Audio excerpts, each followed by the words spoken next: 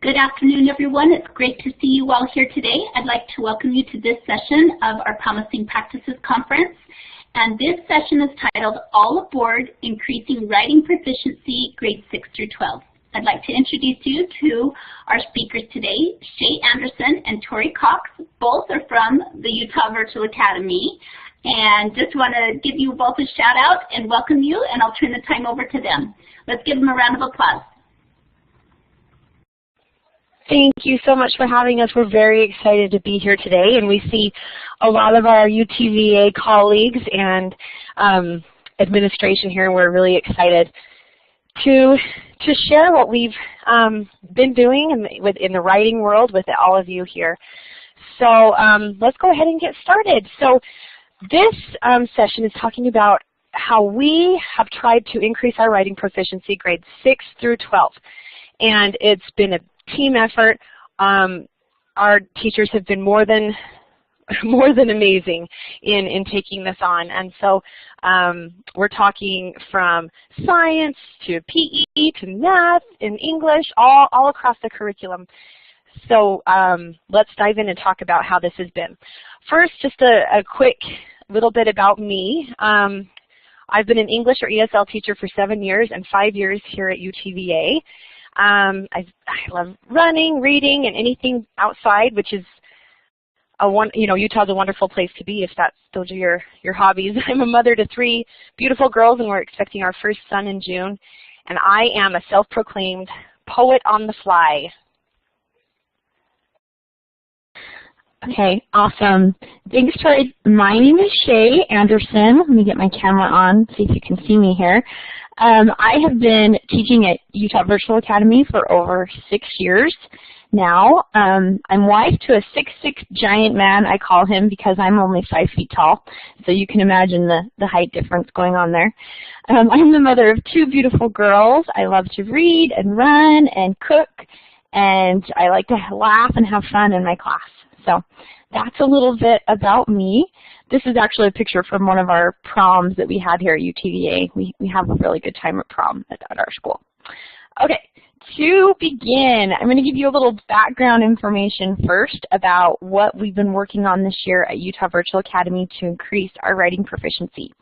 So we've had a goal this year in the whole school to increase writing proficiency, but in this session we're going to be talking specifically about what we've done in grades 6 through 12 and even more specific to the high school realm, but the middle school has been doing pretty much the same thing also.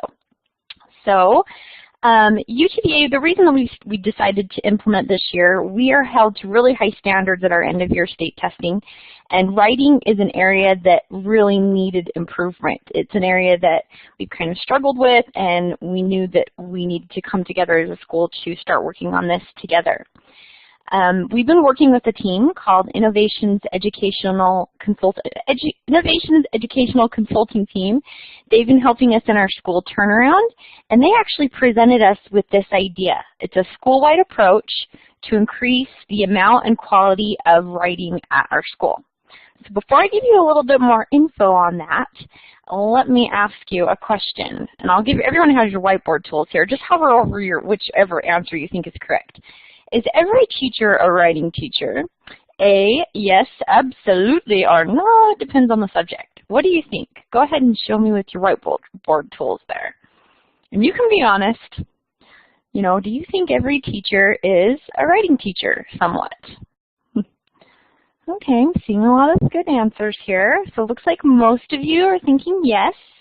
A few of you, well, maybe it depends on the subject. Okay, thank you for participating with that. So I happen to be one that believes that all teachers are writing teachers. So those of you that said yes, why is every teacher a writing teacher? Go ahead and share on the whiteboard or in the chat. Why is every teacher a writing teacher? Why is that an important skill that we should all be making sure that our students have? Okay, students write in all subjects like that. To be able to succeed in any career, you must be able to be a good writer. Aha, I love that. Even in PE, your students have to write. My husband's an engineer, a mechanical engineer. He writes reports every day. that he took 1,000,000 math classes in college, but he's so grateful for his writing classes and that he always had to write because he uses it in his career all the time, right? So I always use that example to my students, like, that love, you know, I'm like, he has to write. Like, if he couldn't, he couldn't do his job if he didn't know how to write, even though he's an engineer. So I love it. These are great. They do. They have to write all the time. Subject specific, okay. Writing required, I love all these. All of this is so great. I want to read them all. Everything takes thought. Writing allows us to show our thinking. I love that. Critical thinking skills. Writing happens everywhere.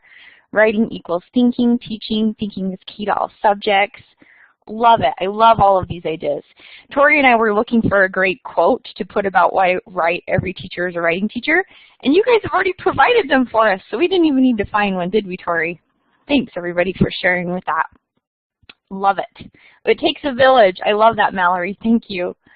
Okay, we are going to move onward now. Okay, so now I'm going to tell you a little bit about the plan. This is what you want to learn. This is what you want to know about, right?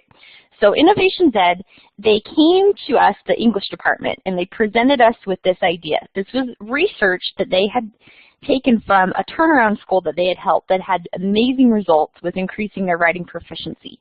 This was a brick and mortar school. So we knew that we would have to change this to work for our school, but this is what they presented with us. This is from the Innovations Ed. The brick and mortar school, their approach was in every class period, every day, the teachers would be using the same bell work. So for October through November, for example, the teacher would give the students a topic and the students had to write a claim and response. The students were doing this every day in every class. So by the end of November, they all were able to write a claim in response to a prompt. And then the other months, they did counterclaims, and they did counterclaims with support.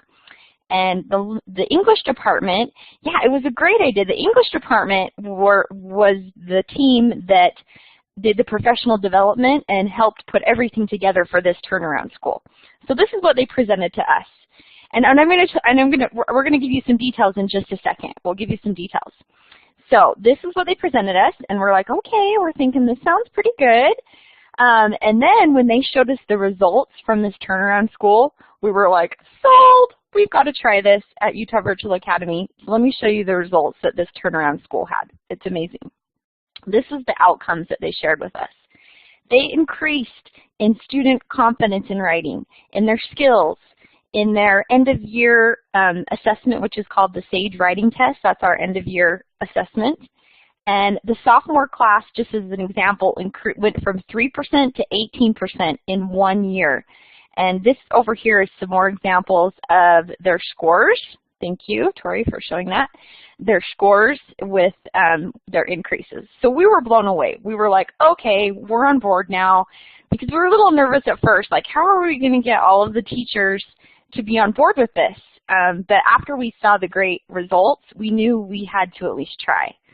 So this is when the plan comes into place, and I'm going to turn it over to Tori now to explain. Thank you. So like Shay said, this was a brick and mortar school that they came to us with, and these amazing results. We're game, we're doing this, we love this. And then we thought, okay, but you know, like all of us virtual teachers do every day, we're going virtual. Okay, so we put on our virtual glasses, and we were challenged to make that work here at UTVA. This is our first year doing it. And so some of you might be thinking, okay, you asked your teachers to do what? So think about your school. Think about the school where you are. When asked to devote 1 bell work session per week, so we changed it a little bit. Instead of every day, every subject, we decided 1 bell work session per week. So English would have Mondays, Tuesdays would be science, Wednesdays was math, okay, that sort of thing. So when asked to devote 1 bell work session per week to writing instruction, content teachers reacted like this. Hover over where you think your content teachers in your school would react. This is going to be awesome. I can totally see how I could implement this in my blank class. Wait, all that amazing bell work I spent all summer creating has to be interrupted by writing? Or, hey, why am I doing the job of these lazy English teachers over there? Or, I knew this moment would come, the moment when I've lost complete control of every aspect of my life. Or, you know, just acceptance, just breathe. We've tried crazier things. So let's see, kind of all across the board, our teachers, you know, from all across these schools would be quite a few in the middle, but also a lot up here in the, you know, accepting it, let's do this. I'm willing to help our students. So let me just take off your tools for a moment. And I would say that the majority from our school ended up being in this category right here. This is going to be awesome. I can see how I can implement this in my blank class, or I'm willing to try to figure out how to implement this in my science class, PE class, Spanish class. So we were thrilled with the teacher buy-in. Our teachers really care about our students succeeding. And as I can see all across the board, right? So to do this, we knew it was all hands on deck, okay? And Shavian talked to us a little bit more about the plan and how we implemented it. Okay, thanks, Tori. I love those graphics Tori created that last slide. Okay, so all hands on deck. We're gonna show you now today what the plan is, what we figured out how to make this work at Utah Virtual Academy. So we knew that the reason that this was successful in this turnaround school was it was a common bell work. All teachers were doing the same thing. They would use different prompts depending on their subject level, but we knew that you know, our focus was going to be the same on making sure that students learn how to write claims, counterclaims, and adding in those supporting details. So our goal, obviously, we had a goal in mind to increase writing proficiency by the end of the school year, and we had a very specific goal in mind. We have and I'll show you that in a minute also. The outcomes. So these are some things we've already seen. We've already seen major improvements in our students' abilities to write effective claims, and even just that they understand that word now. And we have some examples at the end of our presentation of actual student examples of the gains that they've made with these claims and counterclaims. And the change, we've seen some great confidence in our students' writing has increased. I hear students all the time make comments like, I had a student the other day, I write so many claims all the time, I could do this in my sleep, because he does it in all of his classes. We do teach, we're in the high school level, but this is also going on in the middle school also at our school. So the challenge, we needed to put together a plan to make this work for our virtual school. So I'm actually going to show you the slides that we used when we presented this to our high school. We had to get everyone on board. So we knew that we wanted to have it all put together before we presented it to the rest of our high school, so they weren't like, oh my gosh, how do we do this? So a lot of work went into before we even presented it to the other teachers. So we had our goal that we showed everyone, the very specific goal with what we wanted to achieve this year, and then our plan of the common bell work. And then we knew it would be important. We didn't want this to be one extra thing that our teachers would have to stress about putting together. So we provided, and Tori's going to show you this in just a minute, we made all of the things that they would need. All of the prep work was done. We created the template for the bell work, and we're going to show you an example of that. We made mini lessons. We thought of topic ideas for each department depending on their subject. We had a glossary of writing terms that they could use. We made a schedule. So you can see our schedule down here. English teachers would do their bell work on Mondays. Science was on Tuesdays, math on Wednesdays. So students were getting a variety of different prompts, but on different days. So they kind of got used to, okay, English, I'm going to do this on Mondays. Math class, it's going to be on Wednesdays. So we had a very set schedule, and we've stuck to this. And then we had our timeline of when we would do these certain skills here. And we've tweaked this timeline a little bit as we've gone on, and we're going to show you that, how we've realized things that have worked and things that haven't worked, and how we've had to make adjustments. So Tori, I'm going to turn it over to you now for the next putting the plan in place. Okay, so as Shay said, we tried to create as many resources as possible. We even have a common template so that when students go into science or when they go into Spanish class, they see that exact same Bellwork slide, and they know, okay, here we are. This is my day for writing a claim in geometry. And so we created mini lessons where the teachers, if a student says, what do you mean write a claim? They've been MIA for a week or so.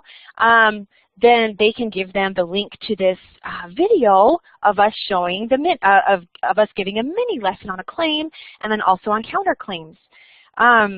We gave departments different ideas for possible topics, but I feel like most teachers decided, I'm talking about greenhouse gases today, so I'm going to present a claim or a topic regarding this topic to go more naturally into my class. And we also, provided a list of a glossary of writing terms. And so this is what our Bellwork template looked like for the claim, and then it was very similar for the counterclaim. We, it looked the same again in every class, and then we just tried to provide some details about, reminders like what is a claim. And then on our counterclaim slide, we have some sentence starters. How can you begin a counterclaim? While others may believe that, or while it may be true that, those kinds of things to help students know how to get started on their claim or their counterclaim. And so after this went on when we first launched it, after 1 week, we kind of rallied with each department at a high school staff call, and we wanted to hear what went well and what was a challenge. And so it was neat to share and to learn about the things that are going well and the feedback they were getting from students. But of equal importance, and maybe even more importance, was when we learned about how it was what is a challenge? What are our students struggling with? What can we help clarify? And then we asked the teachers, let's make a list of common errors that you're seeing our students make. And then once we did that, once we determined those common errors, we provided extra support to all the content teachers. So we made, another slide to help, tips to make your claim great, right? So we looked at the problems. A lot of them were answering directly yes because or no because. And so we gave some feedback about how, don't do that, and don't begin with I or you should, I think you should, those kinds of things. And we reminded them that a claim is debatable and focused. And just some ideas on how we could help our teachers is what we wanted from those teachers, okay? So lots of support came from the English department, and we're trying to continue giving that support to our teachers. Now, so maybe you're wondering, how did the teachers keep track of all of these claims coming in? Well, we brainstormed with teachers different ideas in how they could track their responses. So we gave them our options, or the things that we've thought of, and then we also empowered them to choose what would work best for their classes. So one idea is to use the Google Doc form. There are pros and cons to each of these. One pro to using the Google Doc form is you say, okay, here's the link. Now please type your claim or your counterclaim directly into this link.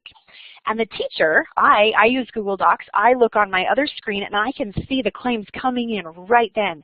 And I can say, oh, if you started your claim with I think or you should, try again. And I'd private message really quickly to that student, hey Jacob, I noticed you started with I think. Can you take away the I think? It'll be so much stronger, so they can get that immediate feedback right then. So, and then we also, said you can use your Class Connect quizzes, create a Class Connect quiz in the course. And then it immediately assigns a grade to the claim. And spot checking answers, that's really important to do.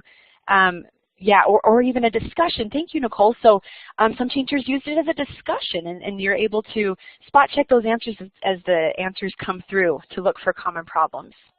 So if you're thinking of working on this in your school, I think it'd be great to brainstorm different ways that you could track responses to make it meaningful and to compile all of the responses so you can see that student growth. And we also wanted to make sure that we were kind of looking for the same thing, right? So teachers had this option to use this grading rubric that we gave. And again, I just want to share this. The Doug Reese's 90-90-90 schools research indicates that one of the highest impact practices is teachers scoring student writing on common rubrics. Okay, so we shared this rubric, and you know, teachers have the option to grade the feedback that they're getting, the claims and counterclaims according to this rubric. So the students can get that same feedback all across the board. Okay, thanks, Tori, for going through all of that. Awesome job. Okay, now this is the fun part. This is the part I like. We have some examples that some of our awesome teachers at Utah Virtual Academy have shared with us of their students' progress. So we have several of them. I'm going to show you, I'll kind of just show you the first one, and then I think we'll give you a few minutes and you can flip through these and look at some of the different examples. But this is an example from a science teacher, so you can see the prompt that the teacher was able to pick whatever type of prompt they want. And this is an example of the student's claim at the beginning. So this is before really any, a whole lot of instruction, before they've gone through and done it a few times. And then a student's claim after practice. So a student that has had some practice, we've been able to give them the tips after we've gone through and seen the common errors. Like we said, a lot of the common errors where students would answer the prompt yes or no or say I think. So that's something we've worked on a lot. But it's really fun to see how all of the different teachers were empowered to pick a prompt that works for their class. So we're going to give you guys, I think just like, we'll go until minute 6. Feel free to look through these. I think we've got examples for science, history, English, math, electives. So go ahead and flip through those, and then we'll pull everyone back together, and we will we'll kind of wrap this up. But feel free also to put we'll live chat as you're looking at these, any questions you have or comments about what you're seeing, and that would be awesome.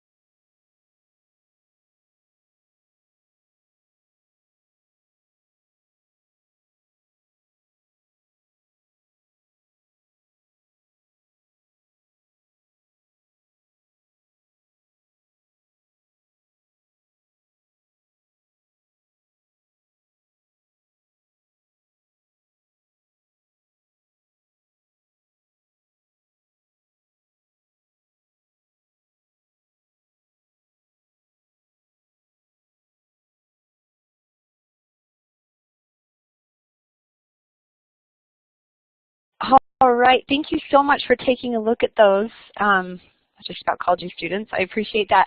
And so we saw some feedback about how impressive the improvement is, and I agree. It's super exciting to see our students even just understanding what a claim means and what it should look like.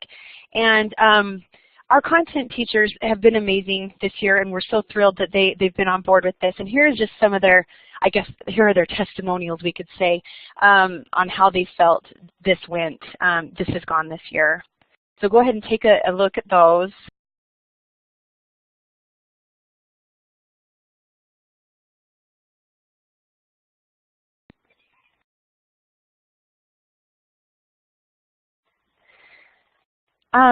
So Tracy's asking if these were, based on a text, any of the prompts, and you know what, that was left to the teacher. If the teacher felt that they were reading, maybe a seminal text that day in history, they could certainly incorporate that into their counterclaim or claim bell work. And so it's left up to the teacher. We just asked that they make sure they do it on their day and follow the rubric and keep the instruction going. So it's really up to the teacher, and as we all know, teachers are flexible. And we learned that daily explicit writing instruction is necessary to help students understand the format of an essay. one success that just one, we've felt so many so far, is that the teacher buy-in was really effective in our case, and students could see the importance of this instruction as they were exposed to it daily and from every front, right?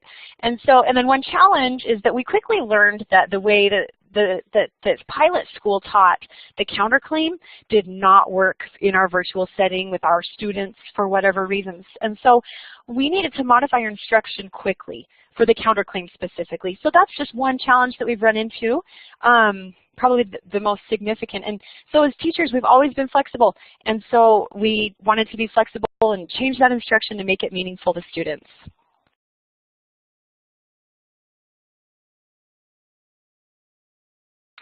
And finally, just wanted to emphasize the growth that this pilot school experienced, and we're excited to see, how our growth will look at the end of the school year. And so, here are our references, and we've just had a really wonderful time teaching this all year and helping teachers feel empowered in incorporating writing into their classroom as well. Thank you so much for coming, and please stick around with any questions that you have.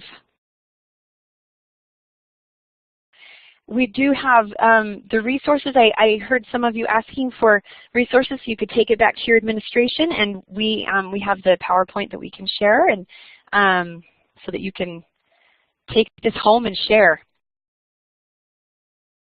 And also, here, I'll put it on this one. Here is the link to the Dropbox that you should be able to get all of the resources from all of your presentations. I'll just put it, I don't know what slide it's going to.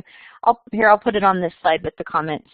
But we have loaded our PowerPoint presentation in there, and then also we have two of the counterclaim and the claim bellwork template for you to look at or use if you'd like.